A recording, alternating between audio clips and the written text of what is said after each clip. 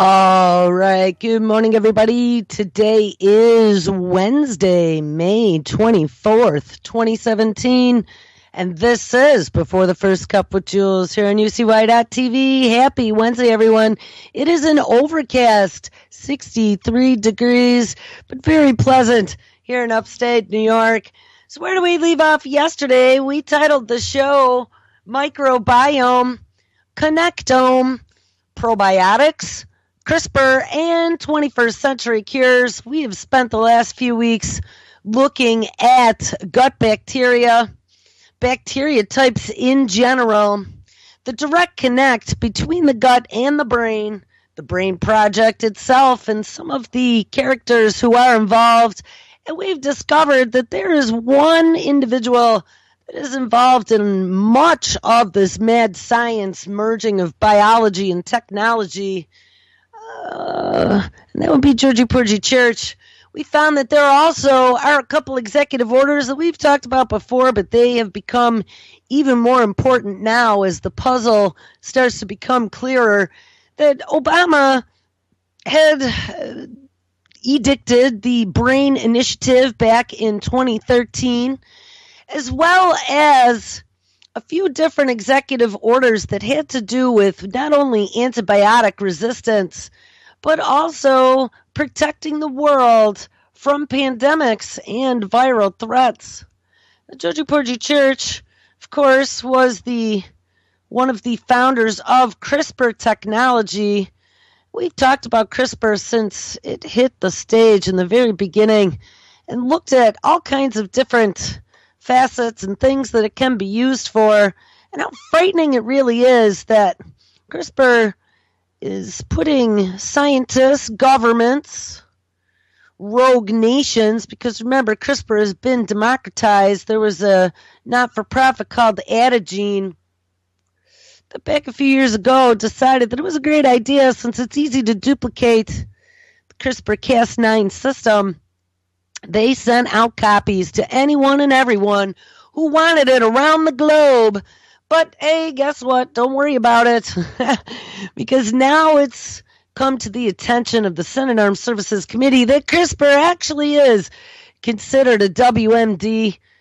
We have DARPA working on some different technologies out there right now on how to lock down the human genome, just in case one of these rogue CRISPR systems is re-engineered to be used as a weapon. Or, hey, what if you go in to get cured for something? Remember, 21st century medicine is coming at us full frontal. That 21st Century Cures Act got the FDA quietly out of the way.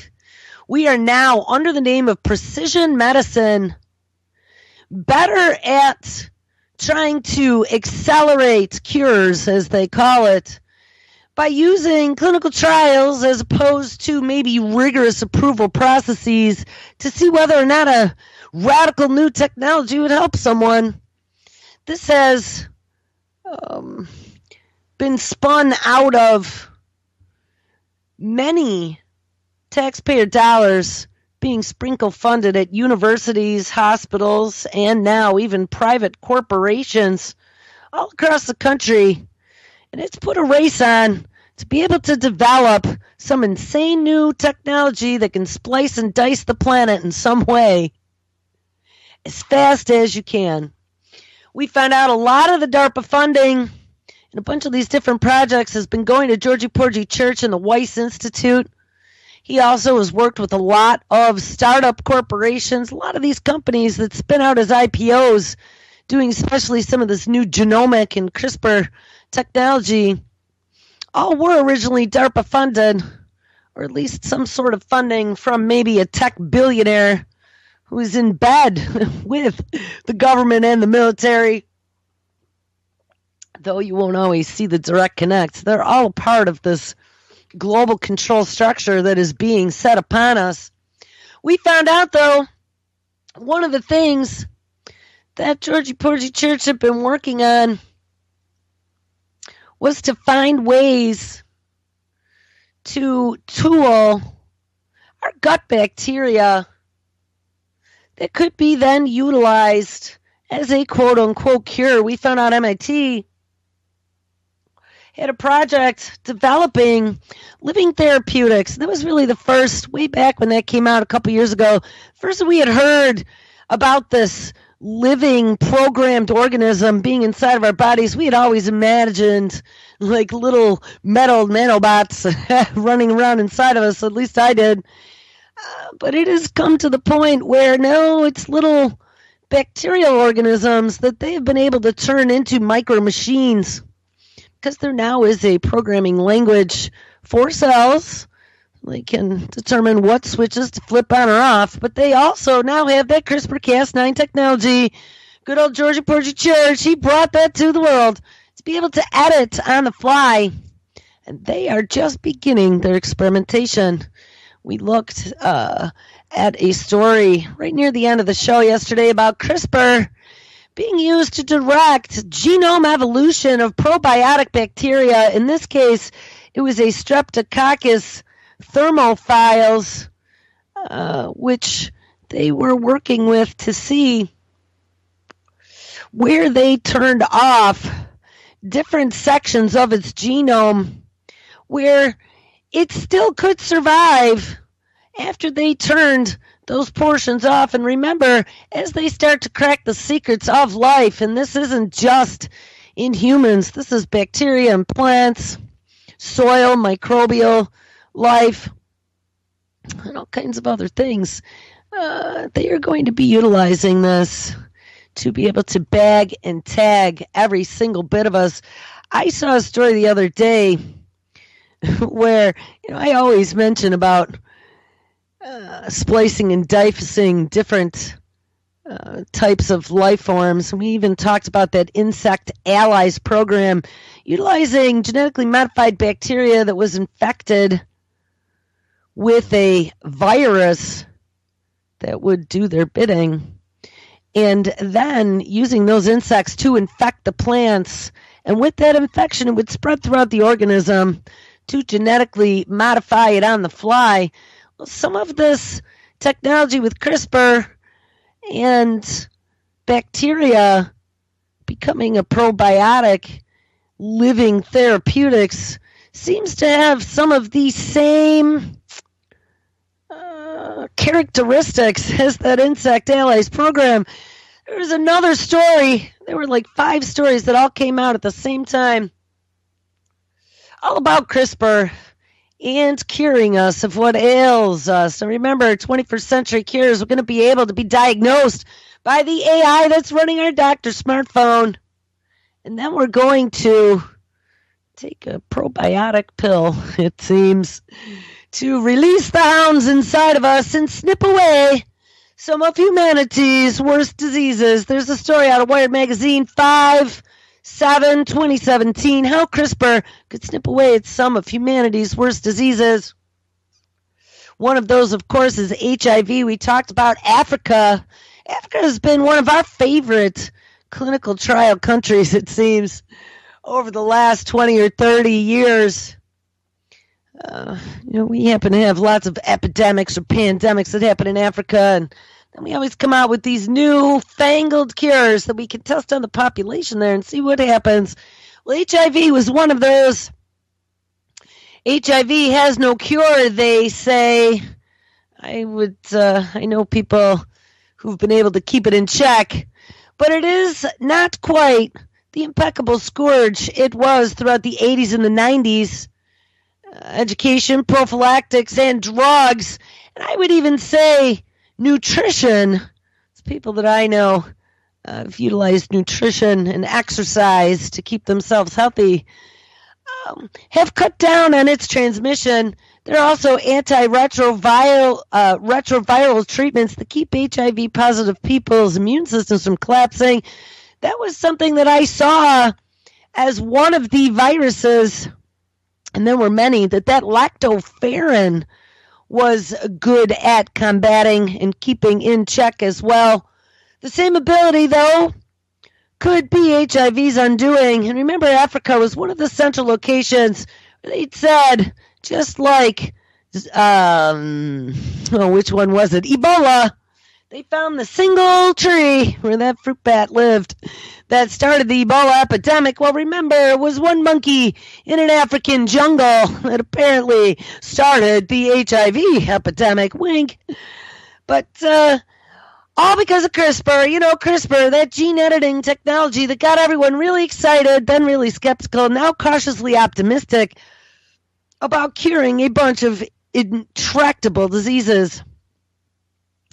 Earlier this week, the beginning of May, a group of biologists published research detailing how they hid an anti-HIV CRISPR system inside of another virus. Remember, that's what I said. They put these viruses inside of bacteria, or they put viruses inside of something that can escape the human immune system. They put an anti-HIV CRISPR system inside of another type of virus capable of sneaking past a host's immune system. It'll be something like the common cold that mutates quickly.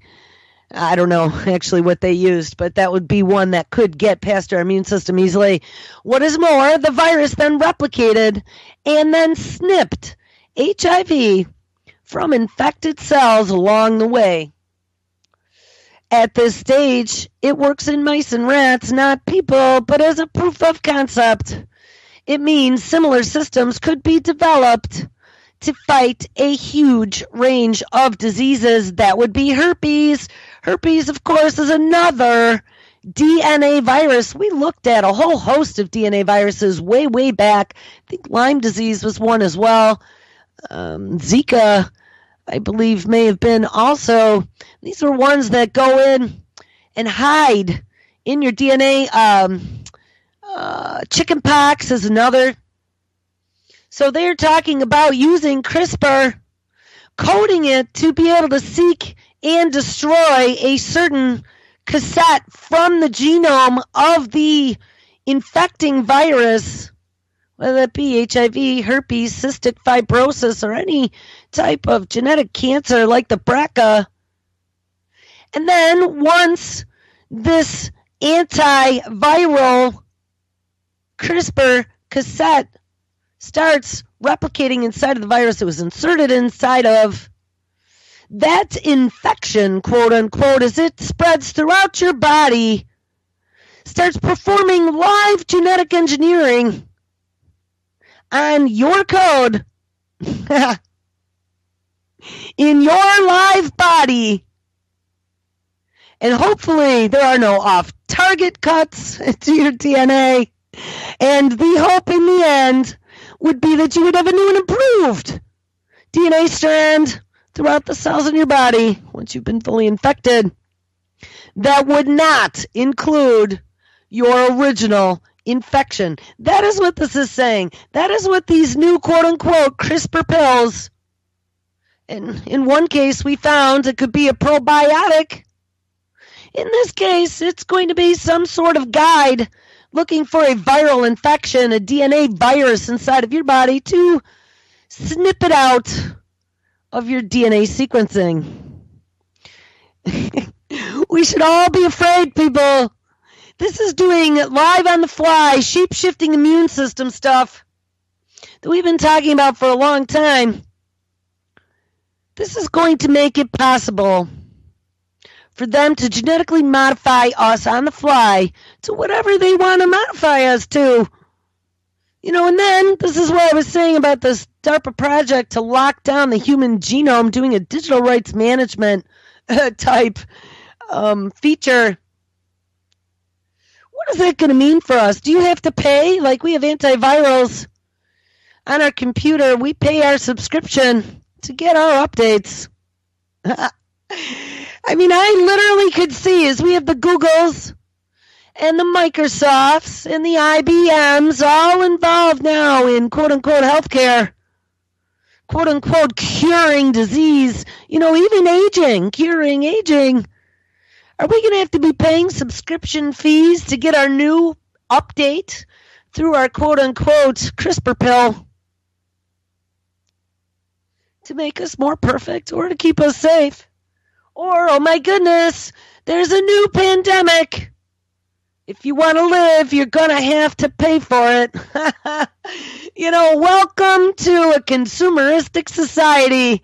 And they're going to make money on us whether we're going up or going down. Guys, this is frightening.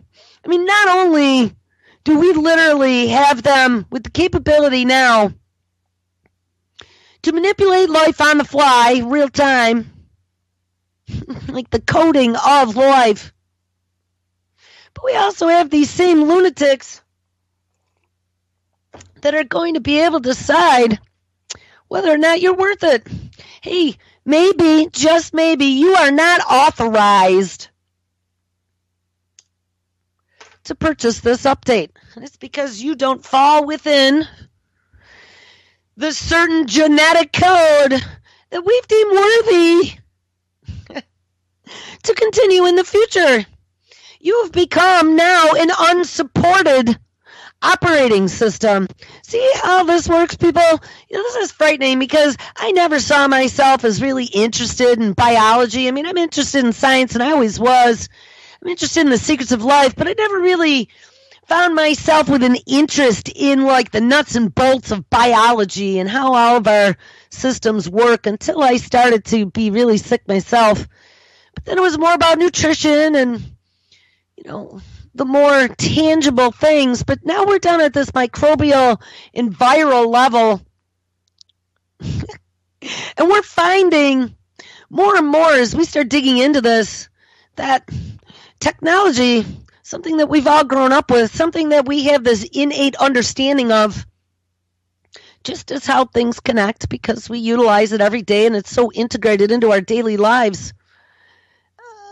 The whole theories behind the different types of technologies and interconnection and how things work and how they flow and information data, programming languages and operating systems, how this completely translates to the biological organism. I mean, I found myself now, after 25 years in the technical fields, I find myself now finding connecting points from a myriad of different directions into this biological insanity that is happening right now, this self-directed evolution 2.0 of humans to make us better and to keep us safe, of course. Earlier this week, a group of biologists published research detailing how they hid an anti-CRISPR system, or an anti-HIV CRISPR system, inside of another type of virus capable of sneaking past a host's immune system. So there we go.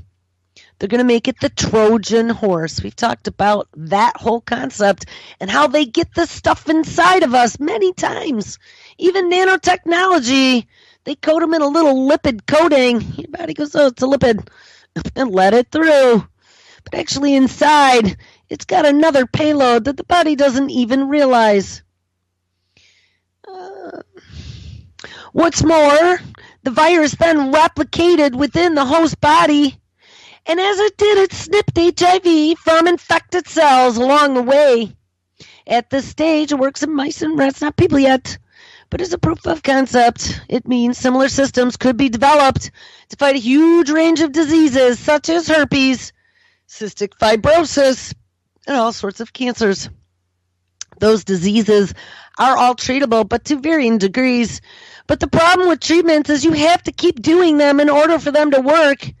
The current antiretroviral therapy for HIV is very successful in suppressing replication of the virus, says Camille Kalali, a neurovirologist at Temple University in Philadelphia and lead author of the recent research published in Molecular Therapy.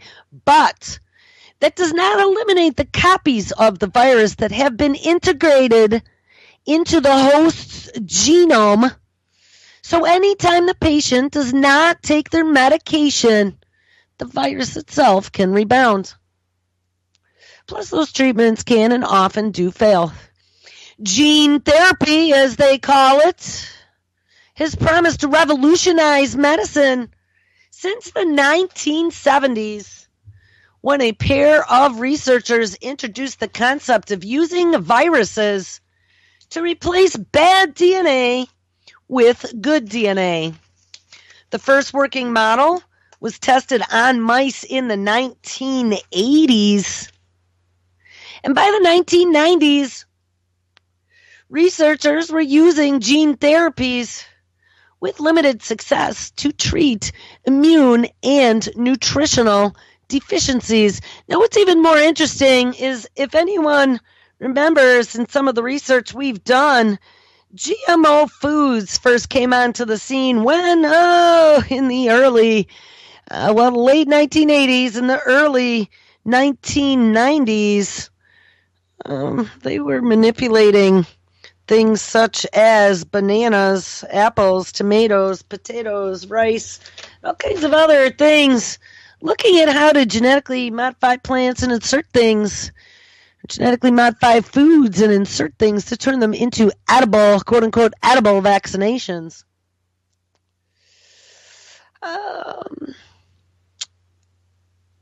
Back in 1999, a patient in a University of Pennsylvania gene therapy trial, and we talked about this case because what's interesting is that Penn U is the same university that was granted permission to do the first trials here in the United States. And apparently they weren't the first because they did the original first back in the 90s of using CRISPR technology to genetically modify a few patients with different kinds of cancers to see if they could cure them.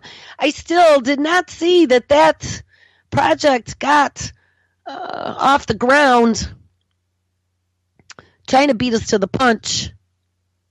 But the University of Pennsylvania had done an original clinical trial on a patient named Jesse Gelsinger, but he died from complications.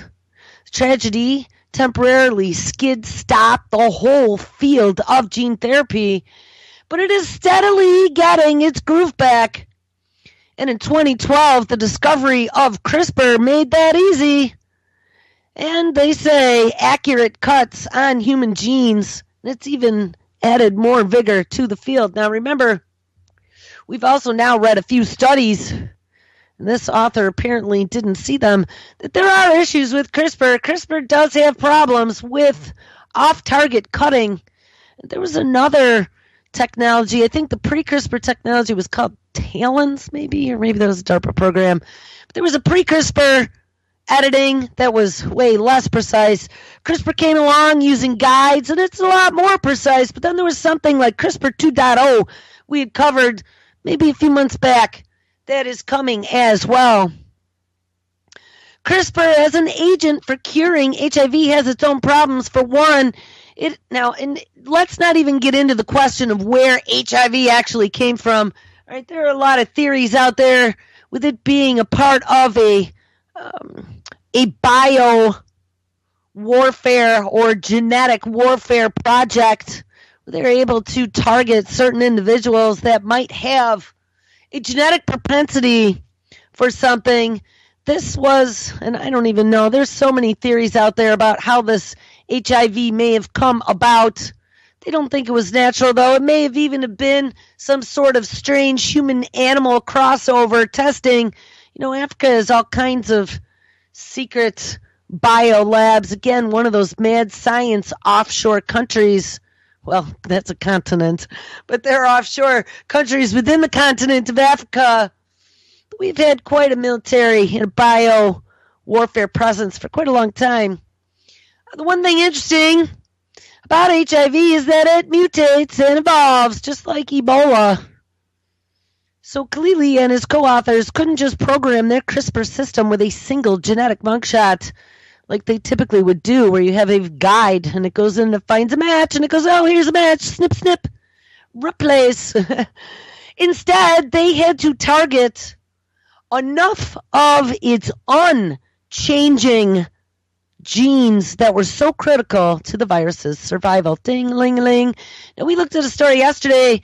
Georgia Porgy Church was messing around with identifying how to radically change the genome of E. coli. And that was important because they were finding ways to radically change the genome without actually killing the organism. So then they can take the organism and turn it into their vehicle of delivery for whatever they wanted to program into it. We found another study shortly thereafter that it talked about them rewriting, I think it was streptococcus, yes, and that was to make the probiotic bacteria. And what they ended up doing was finding ways, again, to snip out sections of its genome without killing it, to keep it alive so they could do other things with it. Well, this is exactly now what they are talking about for this CRISPR pill to, do things like cut HIV out of your genome. They're programming it to seek out portions of the HIV genome that are necessary for its survival and don't mutate as a part of the identification process. Now think about this. They could fully apply this eventually to humans as they are sequencing the full human genome. And then they have 1 million plus people stepping up, checking that box for the All of Us cohort program to support the Precision Medicine Initiative by giving up your DNA and all kinds of other samples. Google itself also has their plan, 10,000 people, to provide them samples of all kinds of bodily fluids and excrements. They are using this data en masse to find the similarities and the differences between us to make those then targets of the future for quote-unquote potential therapies. But also remember, the war machine is financing a lot of this research, so it will also give them the keys to the chinks in the human armor. Maybe you take a probiotic pill or one of these snippity-snap CRISPR pills that actually would snip out, I don't know, genome sequencing within the human target that weren't necessarily anti-personnel, but they could maybe, I don't know, make some radical changes in you. You might have a mental illness, or you might have some sort of other genetic propensity, or maybe not. Maybe they want to add a genetic propensity, snipping something out and adding something in. And this really is a very slippery slope as to where the future of the human genome is going to live.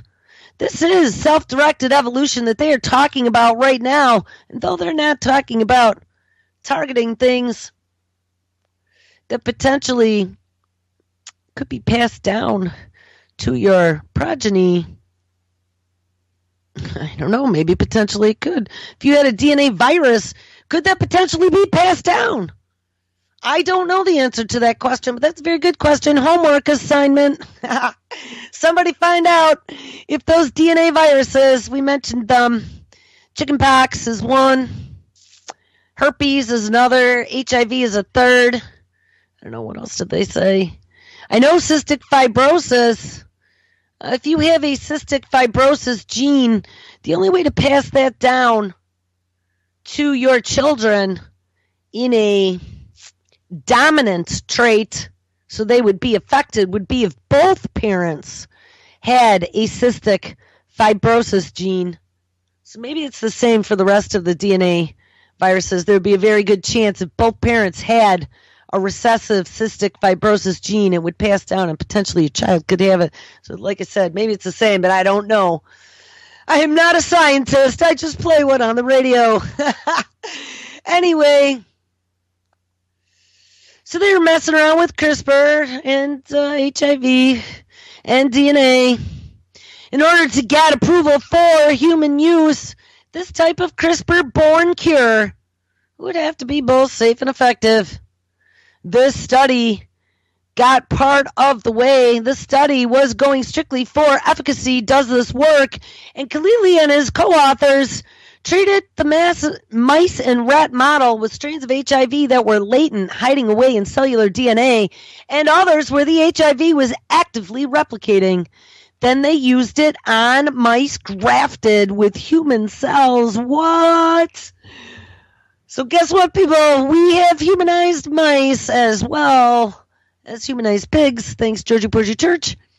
And in all three cases, the HIV rates went down significantly.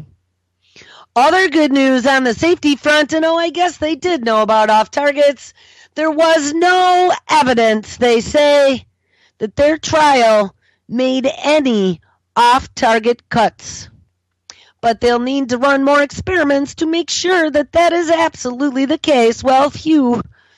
Probably using primate models next, since their DNA is closer to humans. They also have to make sure that the treatment gets rid of enough of the HIV so that it doesn't just replicate itself back to harmful levels. In actual human patients, there is no way that a CRISPR gene therapy will ever get 100% of the HIV. But how highly efficient will be efficient enough will make a clinically meaningful impact. Khalili believes that he can get close enough. According to him, the CRISPR system doesn't need to eliminate all the HIV-infected cells, just enough so an HIV's patient immune system can get a strong enough hold to take care of the rest on its own. I strongly believe in gene editing, and with my 30 years of HIV research, I think that this is one that is going to take us to the end. He is not the only optimist. Quote, the advantage of using a virus as your delivery system is that it can infect virtually every cell of the host, says Gianna Lau, a pathologist at the University of Pittsburgh. Lau is using a similar CRISPR in a virus system to target cancerous DNA in cells. So I wonder if he's part of that project, because it is, again, well, this is the University of Pittsburgh, but this would be utilizing CRISPR to go after cancer. And curing HIV could be a proof of concept for other diseases, even genetic diseases that people are born with. Even though a virus starts as a simple infection, once it becomes a part of a person's chromosome, it essentially becomes a genetic disease. Imagine a world where instead of removing her breasts, oh my God, they invoke Angelina Jolie again. Angelina Jolie could instead have taken a dose of genes that just snip away her BRCA2 genes that threatens her with cancer. That is the difference between a treatment and a cure. You know they are trying to roll this out to the masses when they invoke Angelina Jolie. Now, what's interesting about this is that I brought up that same question when Angelina Jolie went running off to have two, whatever they're called, mastectomies, a double mastectomy, because she found out she had the BRCA gene, and then she went and had her ovaries removed as well. I really questioned the wisdom of that, considering that technology was moving so quickly, and she is like right in the middle of the globalist organizations out there. That she wouldn't have been already in the know. They were working on some things to be able to write that right out of the human genome. But just the fact that they keep using her as the poster child as to, how great this is. And had you just known, and look at how horrible, makes me think that there is something to this. They also used her to push getting 23andMe and getting your genome sequenced to see whether or not you're at risk. That's interesting. All right, so now we have CRISPR rolling out as a 21st century cure, and it's going to be across the board utilized for all kinds of things. Edible CRISPR could also replace antibiotics. And remember, like I said, Obama had his executive order about battling antibiotic resistance. That was such a big concern of his. He also had another executive order saying how we are going to be the police of the world to help tamp down on disease and pandemics. Well, let me find it. Having a little trouble this morning. I don't know, a couple freaky technical issues since yesterday.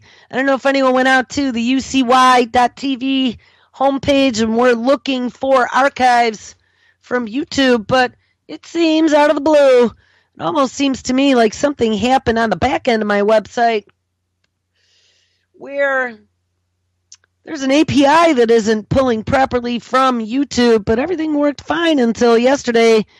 But the consequence of that is that on any of the pages where I am pulling in a playlist of videos from YouTube, it is just a blank box. And that would include our homepage. That would include the tab called Archives. That would include the top news, I think, or top videos or something that would be pulling from Pigmine News. So what I want you to do is, if anyone is looking for those, and on each show page at the very bottom where it includes all of the links to the host's YouTube playlist, none of them are appearing. So go, if you want an archive from YouTube, you can either go to youtube.com/UCYTV. They are all there. Or you can go to the UCY.TV homepage, and I have replaced where we had the Pigmine News feed. I replaced that for the time being until this is fixed with the newest UCY.TV show archives. That is pulling in the old school way as an embed directly from YouTube. If you want to see the last 100, in the upper left-hand corner, you will see 3 lines with a little arrow under it. Click on that, and that will allow you to scroll through the last 100 uploads. Sorry about that, guys. I just noticed that right around the time that our brand new show yesterday called Traffic Report ended, and all of a sudden we no longer had our archives appearing on our website. Interesting timing on that, but don't worry about it because we'll figure it out. All right, so back to this. So we had Obama, of course, declaring us the policemen of keeping the world safe from pandemics and combating antibiotic resistance, both in executive orders. They donated a whole bunch of money to the effort, and they have tasked medical institutions and universities with trying to overcome these, all in the name of national security and global health security. Well, guess what? Edible CRISPR could also replace antibiotics. Yes. We started reading this yesterday. Researchers are developing a probiotic to make disease-causing bacteria just self-destruct. As resistance to antibiotics grows in the U.S., researchers are looking for new ways to fight germs like Clostridium C. difficile, bacterium that can cause fatal infections in hospitals and nursing homes. One way to do that would be, again, a CRISPR pill, but this time it would instruct harmful bacteria to just simply self-destruct. Now, scientists want to turn CRISPR into an ultra-precise antimicrobial treatment to, quote, specifically kill the bacteria of your choice, says food scientist. And we read about him yesterday, Jan Peter van Pichkernen of the University of Wisconsin Madison. The CDC had listed C. difficile as an urgent drug-resistant threat. We also found out MRSA. MRSA's another big one, and I don't remember, there was a third one now that's spreading across the country. That was a big telltale sign that we are in trouble against some of these quote-unquote antibiotic-resistant strains. There was another story about this very thing out of a publication called Futurism. This was dated April 17, 2017. A new quote-unquote CRISPR pill makes bacteria destroy, not just self-destruct, but literally destroy its own DNA. They are fighting against C. difficile, and the proposed solution using CRISPR contains a probiotic cocktail that patients can swallow as a liquid or a pill. And we read this part yesterday because I wanted to make sure we got this. It included a bacteriophage. And this is again utilizing viruses. This is almost exactly, again, like what they are doing in the Insect Allies program. They are using a bacteriophage, or a phage for short, which is a virus that infects a bacteria. And then they insert inside of that bacteriophage a customized payload of CRISPR. That sends a message to C. difficile. This message that once that bacteria loaded with the bacteriophage that is customized with a CRISPR to go into the C. difficile and make lethal cuts to its DNA. People, this most certainly can be used for very miraculous things. This could revolutionize how disease is treated in the human condition. But like I said, remember, there is always a double-edged sword. Remember who is funding a lot of this research and who the individuals are involved. And it's not just the DOD. We also have tech corporations that want to be able to own all your data, want to be able to work in cohort with government officials and sell you updates and upgrades and potentially even lock down your genome with a digital rights management. Once you are genetically modified, does that make your genetic code patentable by somebody else? That's another good question.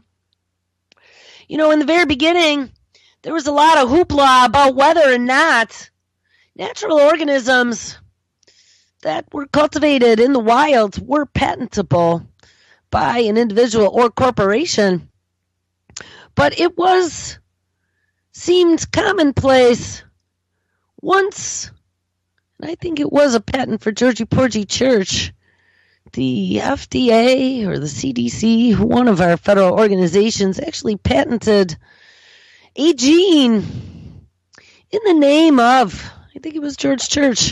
And that was kind of the first time. It was really a landmark case, and a lot of scientists got pissed about that. But typically the way it happens now is that if a company can take something and genetically modify it and make a new version of it in their own image, they can then take that genetically modified or chemically modified version and patent that as well. So that is a very good question for the future homework. Take a look if there is any type of legal framework for patenting human genome. I know in BRCA there was an issue with the company that had developed the BRCA gene test. And they had patented some pieces of that, and there were people that were complaining that it wasn't being made available for people to find out if they had it without paying hefty fees for the licensing rights. Or maybe it was to make a low cost. They had to pay big fees for the licensing rights, so you could never have a low-cost test, something like that. But that's definitely going to be a future issue once this stuff gets into us. But add insult to injury, we've talked before about Clapper, who was the former, I think he's now the former director of U.S. National Intelligence. Top U.S. intelligence official calls gene editing a WMD threat.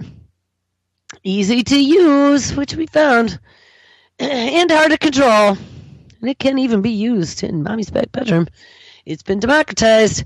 The intelligence community now sees CRISPR as a threat to national safety. This was from just over a year ago, February 9, 2016, out of MIT Technology Review.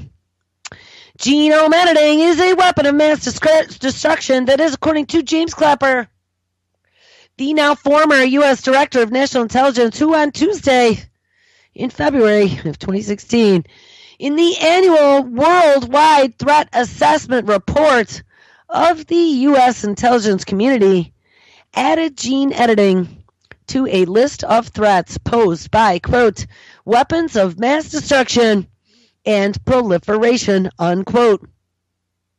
Gene editing refers to several novel ways to alter DNA inside of living cells, and the most popular method, which is CRISPR, has been revolutionizing scientific research, leading to novel animals. Oh, yes, like the pig-human hybrid, or maybe the mice-human hybrids, as well as crops, like, I don't know, what are they CRISPRing? Mushrooms. And is likely to power a new generation of gene treatments for serious disease, which we just found out there's a whole bunch of them. It is gene editing's relative ease of use that worries U.S. intelligence communities, according to this assessment, and given its broad distribution, like Adigene, thank you, low cost, and accelerated pace of development of this dual-use technology, its deliberate and unintentional misuse might lead to far-reaching economic and national security implications. The choice by the U.S. spy chief to call out gene editing as a potential weapon of mass destruction, or WMD, surprised some experts, and it was the only biotechnology appearing in a tally of 6 more conventional threats, like North Korea's suspected nuclear detonation in January, Syria's undeclared chemical weapons, and new Russian cruise missiles that might violate an international treaty. The report is an unclassified version of, quote-unquote, collective insights of the Central Intelligence Agency, the National Security Agency, and half a dozen other spy and fact-gathering operations. Although the report does not mention CRISPR by name, no, because it would have made their stock drop. Don't do that. Clapper clearly had the newest and the most versatile of gene editing systems in mind. The CRISPR technique's low cost and relative ease of use, and the basic ingredients being bought online for only a measly $60 seems to have spooked intelligence agencies. This is frightening, people. Research in genome editing conducted by countries with different regulatory or ethical standards than those of Western countries probably increases the risk of the creation of potentially harmful biological agents or products, says the report. The concern is that biotechnology is a dual use, like I said, double-edged sword technology, meaning that normal scientific developments could also be harnessed as weapons. And the report noted that new discoveries, quote, move easily in the globalized economy, as do personnel with the scientific expertise to design and use them. Clapper did not lay out any particular bioweapon scenarios, but we did on the show, all to give you hair-raising heckles. But scientists have previously speculated about whether CRISPR could be used to make, quote-unquote, killer mosquitoes. And we found out with gene drives, that would be pretty damn easy. Again, another technology that not only Georgie Porgy Church was involved with, but also Billy Gates. As well as plagues that can wipe out our stable crops. So maybe that's why we have the Insect Allies program from DARPA. They are talking about using that to keep our crops safe.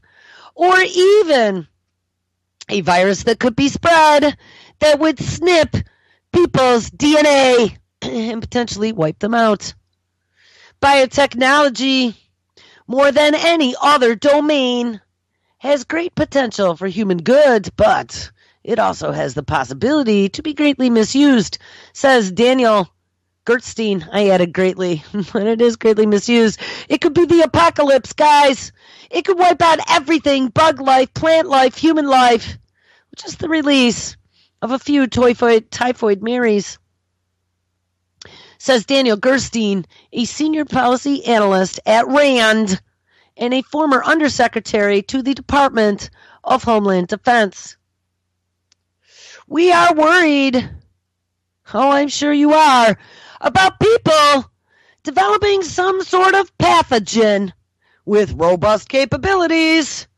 But we are also concerned about the chance of misutilization.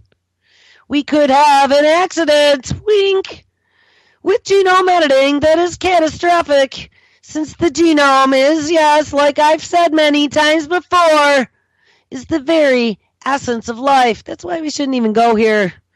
This is insanity of what we are talking about.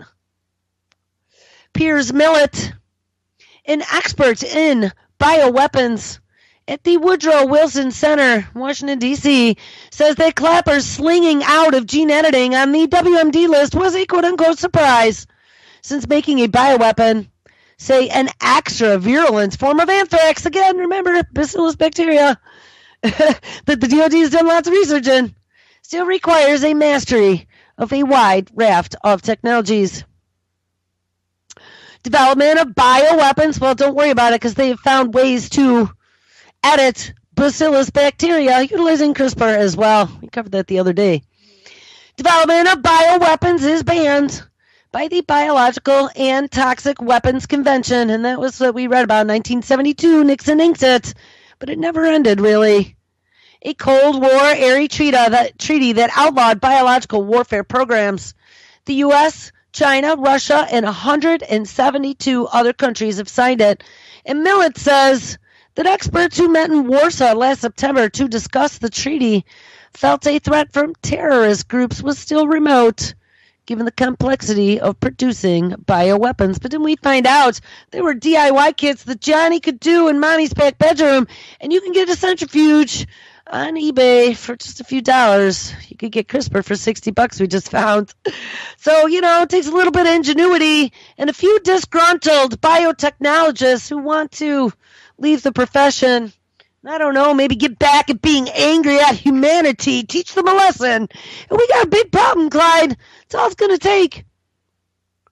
Millett says that the group concluded that, quote-unquote, for the foreseeable future, such applications are only within the grasp of nation states. The intelligence assessment drew specific attention to the possibility of using CRISPR to edit DNA of human embryos to produce genetic changes in the next generation of people. Ding-a-ling-a-ling, like, I don't know, maybe some sort of super soldier or slave race or, cannon fodder. Remember, China is already way ahead of us in the editing of CRISPRing human embryos, and they also have the capabilities in a large cloning factory to clone humans, the owner has said. But they could even make, once they learn all the targets, they could make more intelligent humans, more robust humans, humans with superpowers. I mean, all the stuff we've kind of laughed about over the last 5 years or so has now literally become a reality with CRISPR and enough know-how. The intelligence assessment drew specific attention to the possibility of using CRISPR to edit the DNA of human embryos to produce genetic changes in the next generation of people, for example, to do things like remove disease risk. And it noted that fast advances in genome editing in 2015, and here fast forward 2 more years, and it's out of control, compelled, quote, groups of high-profile U.S. and European biologists to question the unregulated editing of the human germline, which are the cells that are relevant for reproduction, which might create inheritable genetic changes. We found out that they banned that, but then we found out, oops, they made it okay. So now for some genetic diseases that are inherited, that's, one of those scenarios where it might be all right. Today it's one thing, tomorrow it's something else, until it's no longer even a debate. So far, the debate over changing the next generation's genes has mostly been an ethical question, but no longer.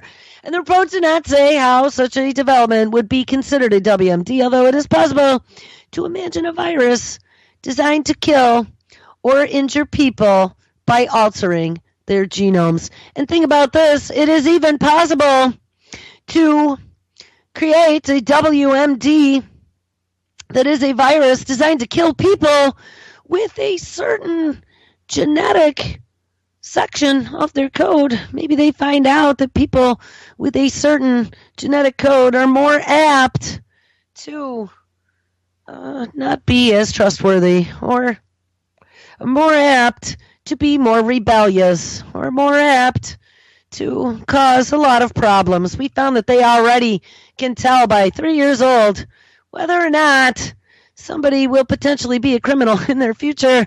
Put on a seatbelt because here it comes. All right, and last but not least, there was a story that came out of statnews.com, May 10th, 2017. Genome writers gather in New York to pitch bomb-sniffing plants and more. Now, we found out there was that Georgia Porgy Church getting 150 scientists together at a secret meeting to talk about engineering the synthetic human genome. And then we found out, there was a second meeting. This one, they got slapped for making the first one kind of private. So this one was more public in New York City.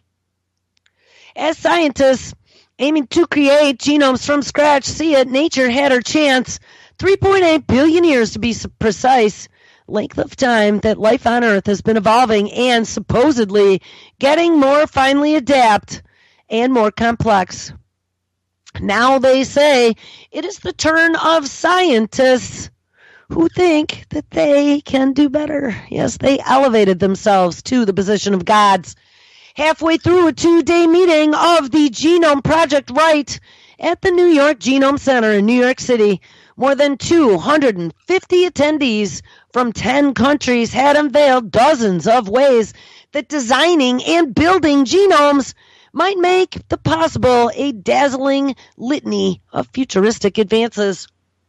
Scientists outlined ways to change genomes of microbes that live in the human gut so as to protect people from things such as obesity or chronic stress. We found out about that L. reuteri.